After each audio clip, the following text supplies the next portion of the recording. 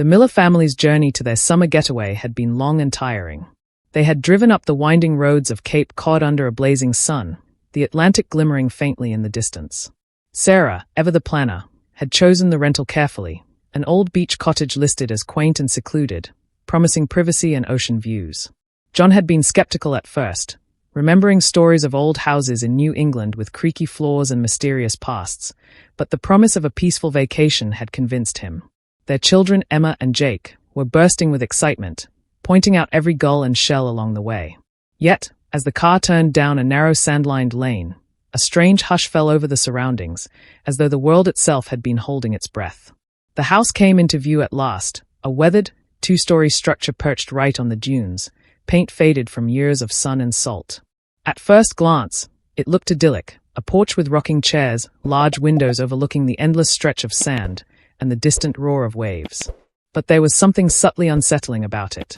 The front door was slightly ajar, squeaking faintly in the ocean breeze, and the air felt heavy with the scent of old wood mixed with a faint, indefinable odor that made Sarah wrinkle her nose. Even the seagulls, normally loud and restless, seemed eerily silent as they circled overhead. Emma tugged at her mother's hand and whispered, "Mom, it feels weird here." But Sarah laughed softly, dismissing it as the imagination of a child. As they stepped inside, the interior struck them with a sense of time frozen. Dust motes danced in the sunlight that filtered through the thin curtains, and the furniture looked as though it had been untouched for years. There was a faint chill, despite the warm summer day, and the wooden floorboards groaned under each step. John ran his hand along the banister and felt a sticky residue, like old sap or something worse, clinging to his fingers. In the corner of the living room sat a small wooden chest, oddly ornate for such a modest house. Emma and Jake crowded around it, curious, but when they tried to open it, the lid resisted, creaking as if warning them not to. Outside, the wind tugged at the porch boards with a haunting rhythm, almost like a whisper carried from the dunes. The sound mingled with the distant crashing of waves, creating a strange harmony that sent shivers down John's spine. He glanced toward the kids, trying to force a reassuring smile, but even they looked uneasy now. Sarah tried to shake it off, chalking it up to the thrill of exploring a new place, but the uneasy feeling in her gut refused to fade. Something about the way the shadows clung to the corners of the room, the way the air seemed heavier than it should, made her want to leave, though leaving wasn't really an option until the vacation was over. That evening, as the sun dipped below the horizon and painted the sky with streaks of crimson and orange, the house seemed to change. The once charming cottage now felt imposing, like it had been waiting for someone, waiting for the Millers. The ocean's roar grew louder, the wind sharper, and faint creaks echoed from the second floor, even though everyone was downstairs. The kids, trying to shake their unease, explored the small deck overlooking the beach, their laughter forced but nervous. John and Sarah exchanged a glance, unspoken concern passing between them. It was only their first night, but already, the Miller family sensed that this beach house held secrets, and not all of them were meant to be discovered. Night fell over the beach house like a thick, suffocating blanket. The sound of the ocean waves crashing against the shore should have been soothing, but instead, it felt menacing, echoing through the wooden walls of the old cottage. Shadows stretched unnaturally across the rooms, twisting and shifting with the flicker of the lamplight. The Miller family tried to settle in, but sleep came slowly. Every creak of the floorboards and gust of wind felt amplified in the silence, and even the normally playful laughter of the kids had quieted to uneasy whispers. Around 2:17 a.m., Sarah woke with a start. A faint tapping echoed from the hallway outside the bedroom. At first, she thought it might be the wind, rattling against the windows or a branch scraping the siding. But then came the soft sound of footsteps, slow, deliberate, and unmistakably human, moving across the floor above. Her heart pounded in her chest. She shook John awake, whispering urgently about what she'd heard. "It's probably nothing," he muttered groggily, trying to calm both himself and her. But even as he spoke, a whisper carried down the hall, faint but clear. "Emma." "Jake." The parents froze, dread filling the room. The kids were sound asleep, their bedroom door firmly closed. John grabbed a flashlight and crept down the hallway, trying to convince himself that it was just his imagination. Every step seemed to echo unnaturally, the light cutting through darkness that almost felt solid. When he reached the staircase to the upper floor, the whispering stopped abruptly, replaced by silence so complete it pressed against his eardrums. He checked every room, empty, untouched, silent, but the unease lingered like a shadow clinging to his shoulder. Meanwhile, Emma and Jake began murmuring in their sleep. Emma tossed and turned, whispering about someone in the corner and shapes moving by the window. Jake shivered under his blanket, mumbling about the man in the dark. Sarah tried to soothe them, her voice trembling despite her efforts. She turned on every light in the house, illuminating the old furniture, the corners where shadows gathered unnaturally, and the edges of the walls where darkness seemed to pool. But no matter how much light she shed, the feeling of being watched refused to leave. The house itself seemed alive, breathing with them, listening to every sound, waiting. By the time dawn broke, the Miller family was exhausted, their nerves frayed from the night's events. The ocean, now bathed in golden sunlight, seemed calm and inviting, but the unease of the previous hours clung like a fog. John tried to laugh it off, taking the kids outside to explore the sandy dunes, hoping the fresh morning air would reset their senses. Yet even as they walked, Emma kept glancing over her shoulder, whispering that someone is still watching us.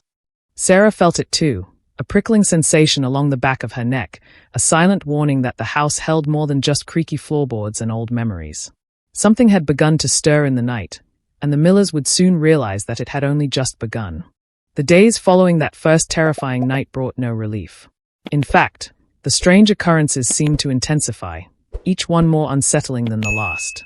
The Millers tried to go about their vacation as if nothing were wrong, but the house refused to cooperate. Objects moved on their own. A cup of water slid across the kitchen counter. Emma's hairbrush appeared on the living room floor after she had left it in her bedroom, and Jake's small toy car was found perched on the edge of the deck railing, teetering dangerously above the sand below. Each incident was subtle, almost plausible, but together they formed a pattern too deliberate to ignore. Even the natural world seemed to behave oddly around the cottage.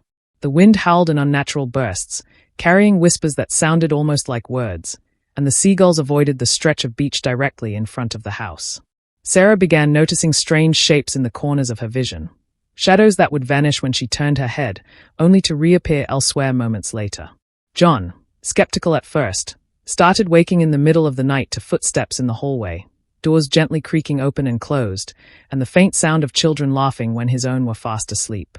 It became impossible to convince themselves that they were imagining it. One morning, the family discovered a recurring symbol etched into the wooden beams of the deck, a twisted spiral, deep and deliberate, like a warning carved long ago. It was not something a casual visitor could make. It required intention. Emma ran her fingers over the grooves, shivering as a cold sensation shot through her hand, and even Jake hesitated to touch it. John tried to remove or cover it, but the symbol seemed to resist, as though the house itself refused to let it go unnoticed. Locals in the area, when pressed, offered cryptic warnings. "That house, it takes people," they said, eyes darting nervously, refusing to elaborate. The Millers' attempts at rational explanations failed repeatedly. The family considered rats, drafts, or even pranksters, but the timing, precision, and eerie context of the events were impossible to dismiss. At night, the whispers returned, growing louder, repeating the children's names, and at times forming full sentences that were chillingly coherent. Emma began having nightmares about a dark figure standing at the foot of her bed, whispering secrets she could not understand, while Jake refused to sleep alone, claiming his outside waiting. The house had transformed from a vacation retreat into a living trap, wrapping its history and mystery around them like an invisible chain. By the end of the week, tension had reached a breaking point. Sarah found herself lying awake for hours, staring at the ceiling, listening to the floorboards settle as if the house itself were breathing. John started keeping a journal, recording every strange noise, shadow, and movement, hoping to find a pattern or explanation. But the deeper they delved, the more the house resisted, almost mocking their attempts to make sense of it. Emma and Jake became withdrawn, speaking less and watching the shadows move with wide, fearful eyes. Every creak, every whisper, every symbol carved into the wood reminded them that the house had its own rules, and that it was only a matter of time before it demanded obedience. On the fourth day of their stay, the weather took a sudden, menacing turn. A massive storm rolled in from the Atlantic, dark clouds swallowing the horizon and lightning flashing across the sky like jagged knives. The wind picked up with a ferocity none of them had expected, rattling the old wooden shutters and sending the waves crashing violently against the beach. Even from inside the cottage, the roar of the ocean was deafening, as though the storm itself had come to claim the house. Emma clutched her mother's hand, shivering, whispering that she could hear someone calling her name over the wind.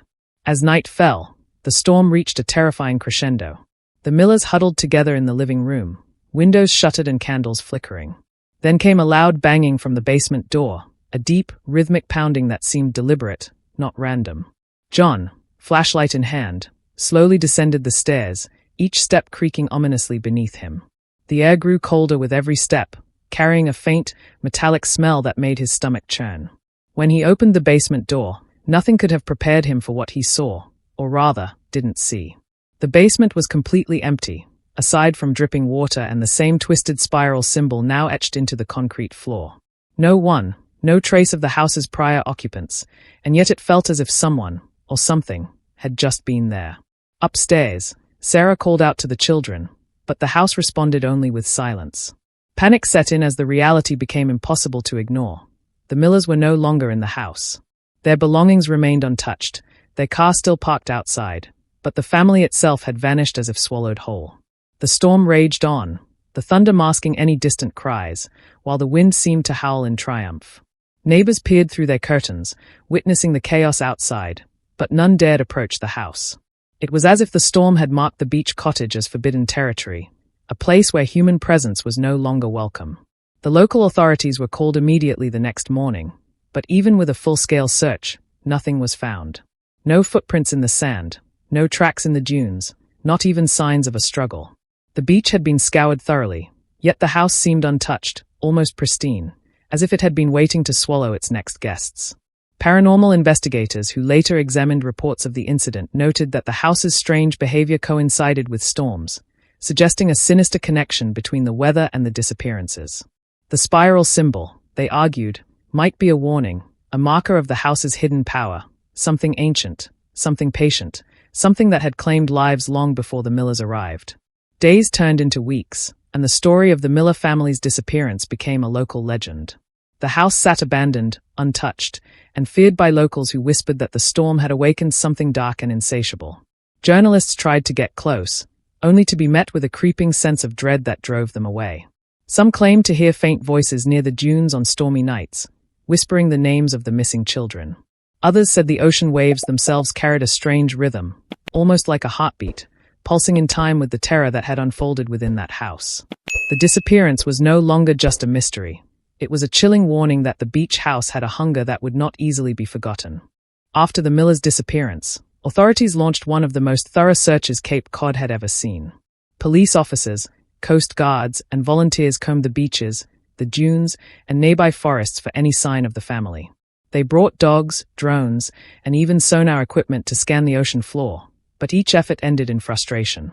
The house remained untouched, the dunes pristine, and no evidence of a struggle or an abduction was ever found. Even the children's footprints, which should have been easy to trace in the sand, seemed to vanish as if the beach itself had swallowed them. The mystery baffled law enforcement, and frustration gave way to a creeping fear among the locals. Speculation spread like wildfire. Some suggested a rogue wave had swept the family out to sea, but the calmness of the waters after the storm contradicted that theory.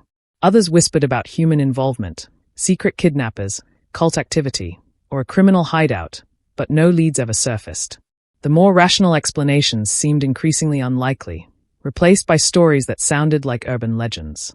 People spoke in hushed tones about the shore curse, a sinister reputation the beach house had held for decades, claiming families had gone missing during storms, each one never seen again.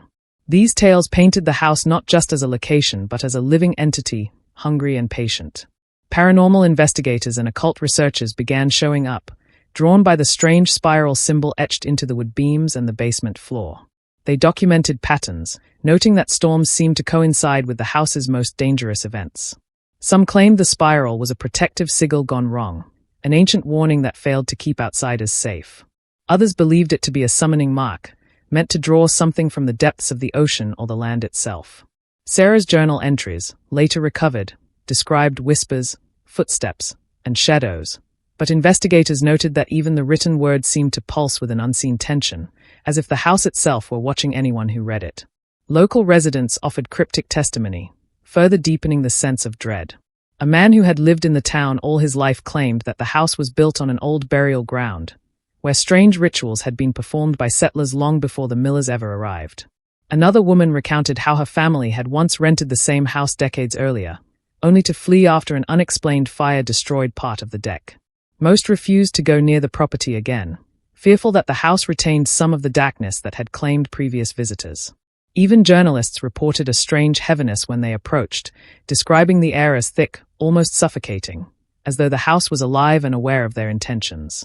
As time passed, the Miller case became a cautionary tale, a chilling headline in local newspapers and national magazines. The combination of missing people, supernatural whispers, and the recurring spiral symbol transformed the story from a simple disappearance into a legend of horror. Tourists and thrill-seekers tried to explore the area, but the house's reputation kept most at bay. Authorities closed the file due to lack of evidence, but the mystery refused to fade. Experts, historians, and paranormal enthusiasts continued to debate the cause. Was it an elaborate hoax, a natural disaster, or something far more sinister, something that had been waiting decades, biding its time, ready to claim anyone foolish enough to enter the cursed house by the shore? 3 decades passed, and the infamous beach house became little more than a warning whispered among Cape Cod residents. The Millers' disappearance had faded from the national headlines, but in the town, it remained a story parents used to keep their children close to the shore.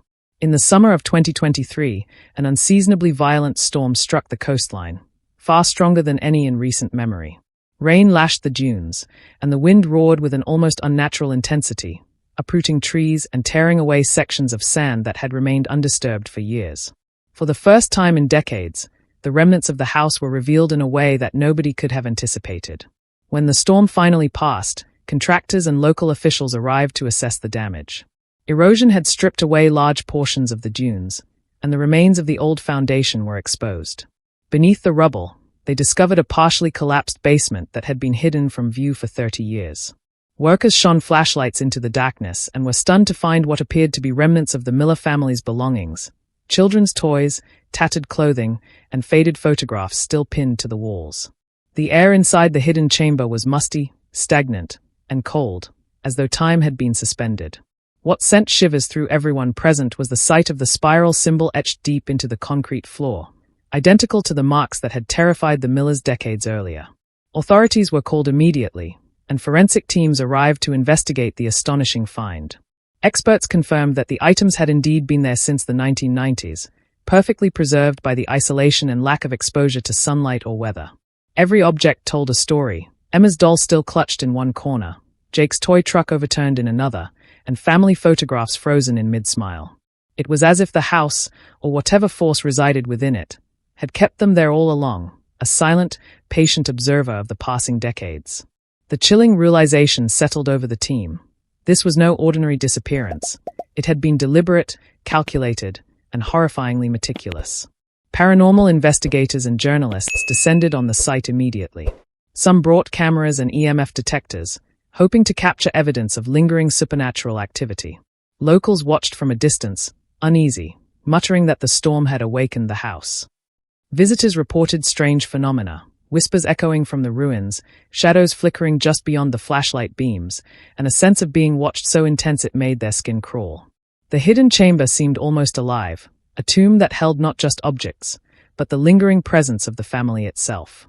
Each discovery deepened the mystery, leaving more questions than answers, and no one could explain why the house had chosen to reveal its secrets only after 30 years.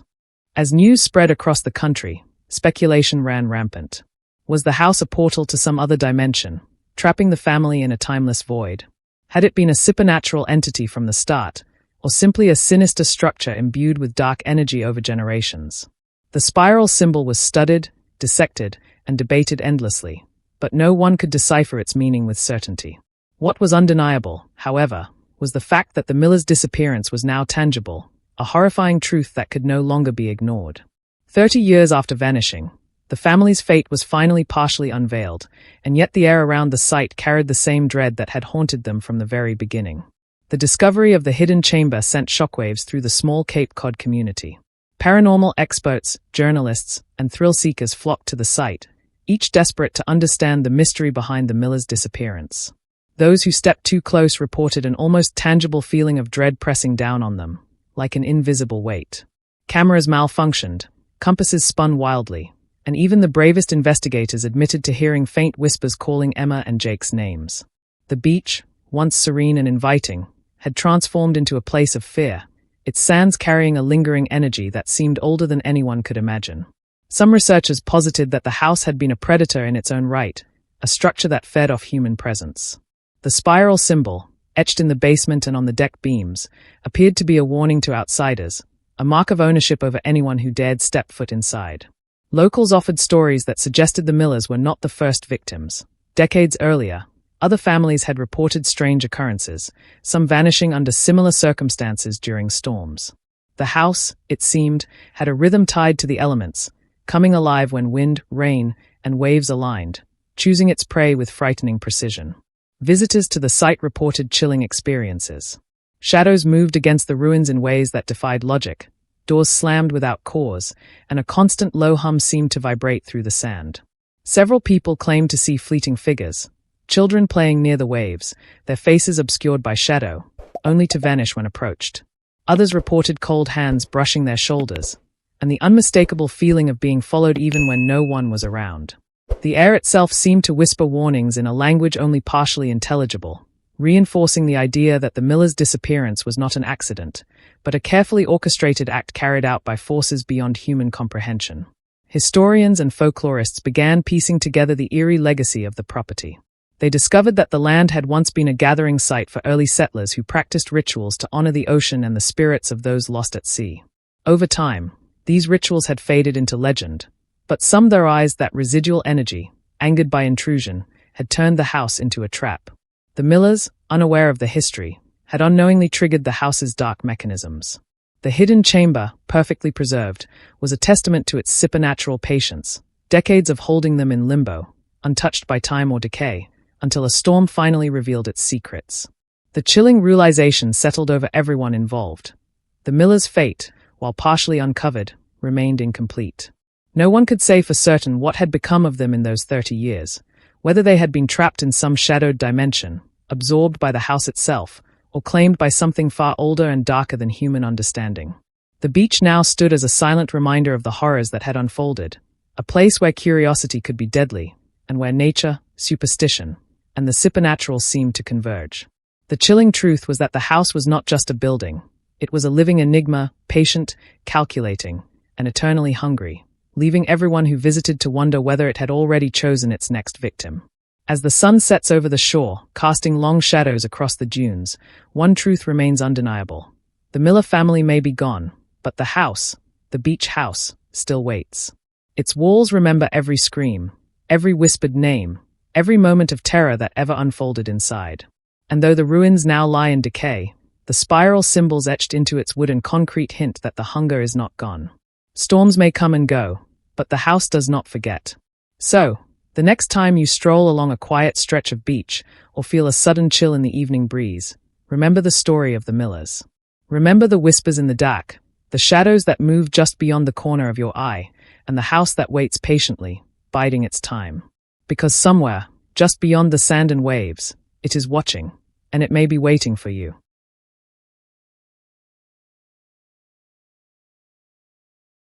If you liked this video, don't forget to hit that like button, share it with your friends, and drop your thoughts in the comments below. Most importantly, subscribe and hit the bell icon so the next secret finds you first.